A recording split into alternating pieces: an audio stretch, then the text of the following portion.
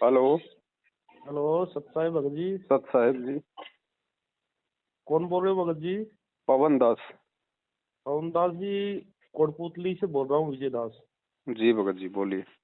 जयपुर में ही पड़ता है, तहसील है कोटपुतली अपनी। मैं पास का ही हूँ जी, मेरे मामा जी हैं यहाँ पे पाटन में। अच्छा अच्छा अच्छा, फिर तो आप सब कुछ जानते होंगे भगत जी। जी जी।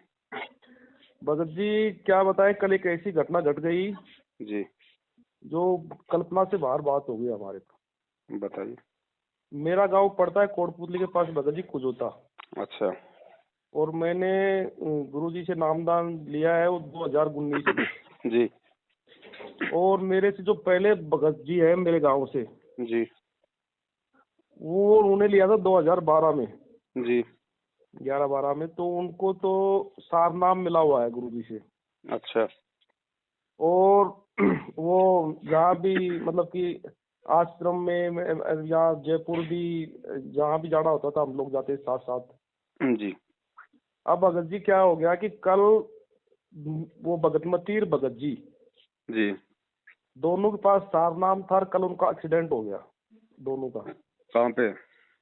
या चौकी गोरसों पर पड़ता है, ये ग्रासिम फैक्ट्री है, सीमेंट की फैक्ट्री कोटपुतली में। नाम कब लिया था? 2012 में?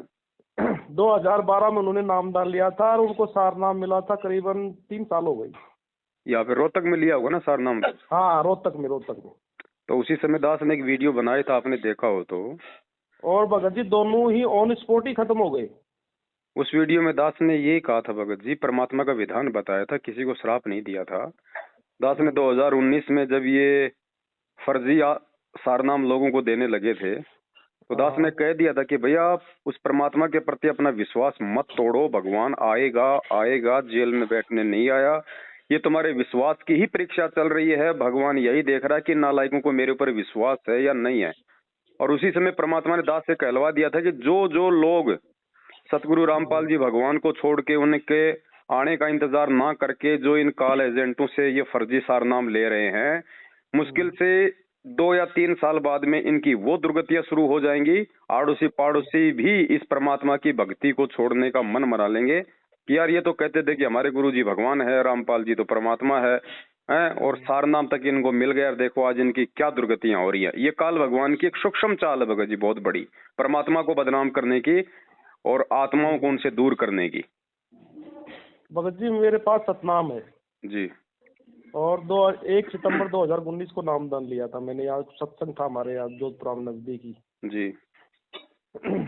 तो भगत जी अब हम तो खुद मतलब कैसे सोच सोच करके कल से बिल्कुल बुरा हाल है हमारा सब भक्तों का। और हम सोच रहे हैं कि क्या हम सही रास्ते पे हैं, या फिर हमें आपकी याद आई, फिर आपका नंबर एक और खोजा मैंने, फिर से खोजा। तो मुझको भगत जी से बात करते हो सकता है कि हम कुछ गलत रास्ते पे चले गए हो, या हमसे कोई त्रुटि भूल हो गई हो। देखो भगत जी, यदि आपने पहली बार दास को फोन किया है, हाँ भगत जी पहली बार ही किया है। और आज से पहले यदि आप सतलोक आश्रम मैनेजमेंट हरियाणा वालों के कहने पे, चाहे वो आपकी नादानी समझ लो, चाहे आपकी ना समझी, आपको किसी चीजों का नहीं पता होगा, अगर आप उनके अनुसार चल रहे थे, उनके फर्जी नामदान केंद्रों पे आना जाना, नाम शुद्ध करवाना, इशार वगैरह, जो फर्जी आश्रमों में बिल्कुल जाना। भगत जी, बिल्कुल किया था। मेरा भी 2 बार नाम खंडित हुआ था। तो मैं प्रथम मंत्र जब लिया ना, जी। तो भगत जी नया तो था ही यार, गलतियां भी हो जाती है कि नहीं। मैं तो ये नहीं कहता, गलती मेरे से भी हुई है 1-2 बार ऐसी। मैंने जयपुर भी नामदान पर आकर के मैंने नामदान ठीक करवाया था मेरा 2 बार। भगत जी एक चीज को आप अच्छे से समझ लो, हाँ भगत जी। वर्तमान में संत रामपाल जी भगवान के शरण में जितने भी प्राणी आए हैं, उनके पीछे का बैकग्राउंड मैं आपको बता देता हूँ। 2 मुख्य कारणों से आए हैं। वो उनके शरण में तो इसलिए जुड़े हैं क्योंकि वो पिछले जन्मों से उनकी भक्ति करते आ रहे हैं, इसलिए भक्ति संस्कार उनके मजबूत थे, इसलिए परमात्मा ने उनको सबसे पहले अपनी शरण में लिया। दूसरा, उन आत्माओं को सबसे पहले अपनी शरण में लेने का मुख्य कारण ये भी है कि उन आत्माओं के संस्कार में बहुत ज्यादा दुख, संकट और तकलीफ थी। यहाँ तक कि 90% को तो मौत प्राप्त होनी थी, क्योंकि काल भी अपने लेवल का अंतर्यामी है, उसको भी पता है कि ये आत्माएं मेरे जाल से बाहर निकलेंगी, तो उसने संचित कर्मों का जो दबाव होता है वो उनके ऊपर छोड़ रखा होता है।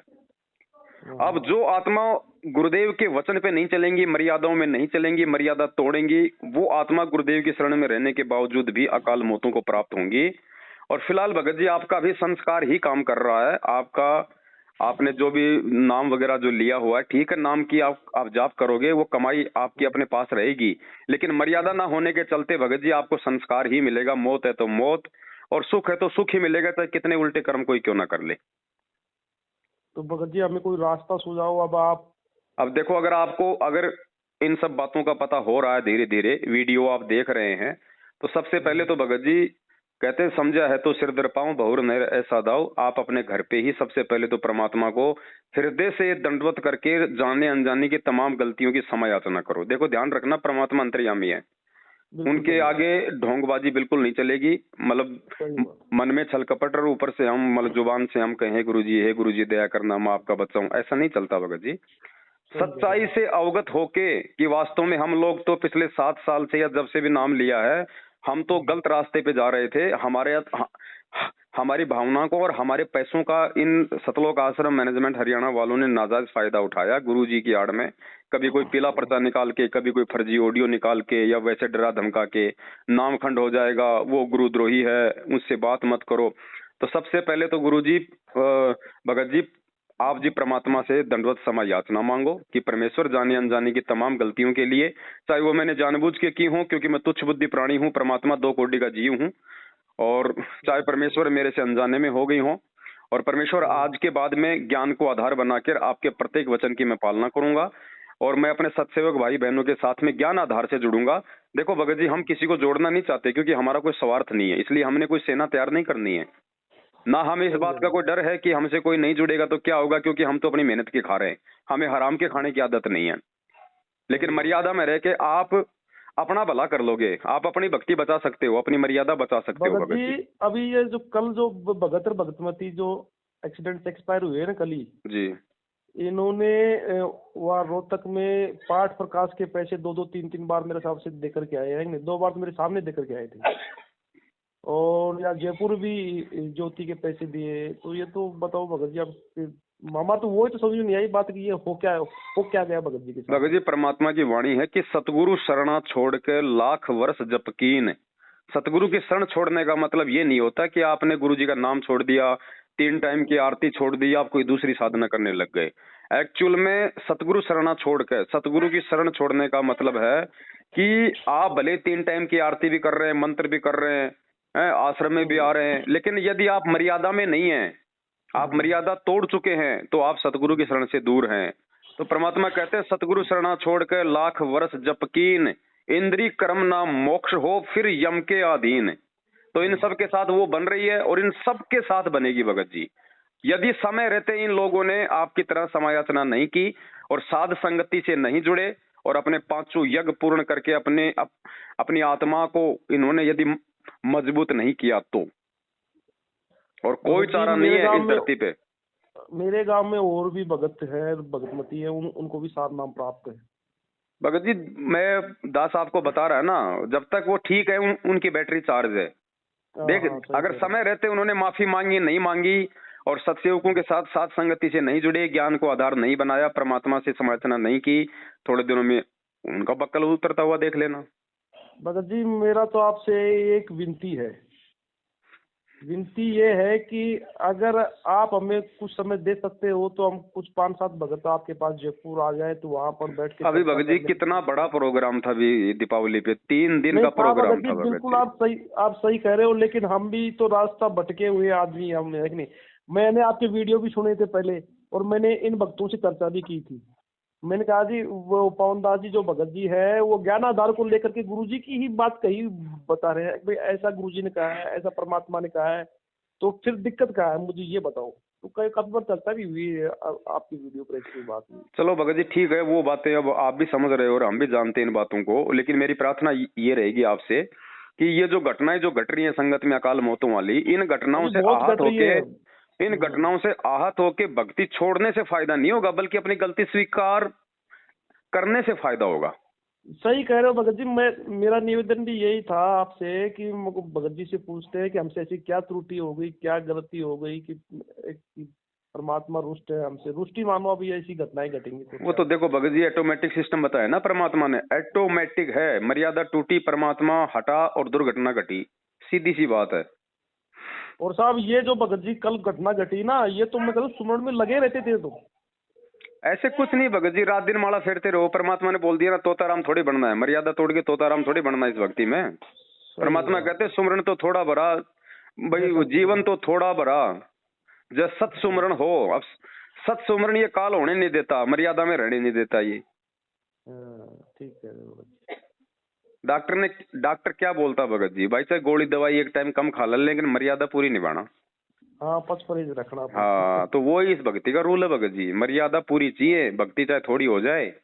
अब रात दिन तो माला फेरते रहो और उधर मर्यादा तोड़ दो, परमात्मा दूर हो जाता भाई। तो हम सुबह बात कर लेते हैं भगत जी, है कि नहीं? और बात करने के बाद फिर आप सुबह बात करोगे, बहुत लेट है, हो सकता है भगत जी कब क्या काल का यहाँ पे वो पैरा लग जाए। आपसे यदि परमात्मा ने बात करवाई है मुझदास से, तो भगत जी रात का भी समझो कोई भरोसा नहीं है अभी। और इसी समय फोन करते ही गुरुदेव से सबसे पहले तो समय याचना मांग लेना भगत जी। ठीक है भगत जी। और बाकी आपके कोटपुतले में एक माली राम भगत जी हैं, पिछले 6-7 साल से वो सत्सेवकों के साथ में है भगत जी। मैं उनका भी नंबर, ये आपका व्हाट्सएप है? हाँ, व्हाट्सएप। मैं इसी नंबर पे माली राम जी का नंबर सेंड कर देता हूँ, आप उनसे भी संपर्क कर लो। हाँ, अभी कर दो भगत जी, है ना? हाँ, मुझे आप इस काल पे भरोसा नहीं है साहब। वो तो है ही नहीं भगत जी, भरोसा तो इसका तो है ही नहीं, इसका तो परमात्मा भरोसा नहीं करता। बिल्कुल सही बात है, इस देही का भरोसा नहीं। कल और मेरे से मिलने की भगत जी ऐसी कोई आवश्यकता नहीं है कि भाई हम पवनदास से मिलेंगे तो ही कोई रास्ता निकलेगा। हम परमात्मा नहीं भगत जी, क्या है कि जैसे आप ज्ञान आधार पे करते हो तो हम इतनी चीज ध्यान नहीं रख पाते भगत जी, है नहीं? और परमात्मा ने आप पर रजा बख्शी है कोई विशेष कोई। देखो बात ऐसी है ना, वो तो मालिक की दया है, वो तो क्या करे क्या नहीं करे। बाकी यदि आपको अपनी गलती का पश्चाताप है, मालिक से समय इतना मांग लेते हो और ज्ञान को आधार बना के अपनी भक्ति शुरू कर देते हो, तो भाई मालिक तो दयालु हैं, दास गरीब दयालु हैं, वो डिगे बंधा हुआ धीर। सुबह का भटका हुआ शाम को घर आ जाए तो आप और हमारा जैसा 5 तत्व वाला माँ बाप भी उसकी बातों को बल्कि छुपा देते हैं। ये तो भगत जी हमारा परम पिता है, बस इससे तो हृदय से गलती मतलब क्षमा मांगने की देरी है। ठीक है। तो आप परमात्मा से आप समय याचना करो और अपनी बैठ के अपनी भक्ति करो। इन फालतू के इन ढोंगों में, पाखंडों में, इनके फर्जी नामदान केंद्रों पे, फर्जी आश्रम में बताओ ज्योति पाठ ये अधिकारी है ये भगत जी, ज्योति पाठ का पैसा लेने का है। वो फिर ले भी रहे हैं तो फिर वो आपकी आंखों के सामने कभी राजनीति में, कभी हरियाणा के जाट आरक्षण में, कहाँ जा रहा है भगत जी आप लोगों का पैसा? तो क्या मिलेगा उसके प्रतिफल में? यही मिलेगा जो कल मिला, वही, और तो क्या मिलेगा। तो आप ध्यान रखो भगत जी और अपने बाकी भाई बहनों को भी समझाओ भगत जी। अच्छा भगत जी, सुबह बात करते हैं आपसे ना। सत साई बड़े सत साई बड़े।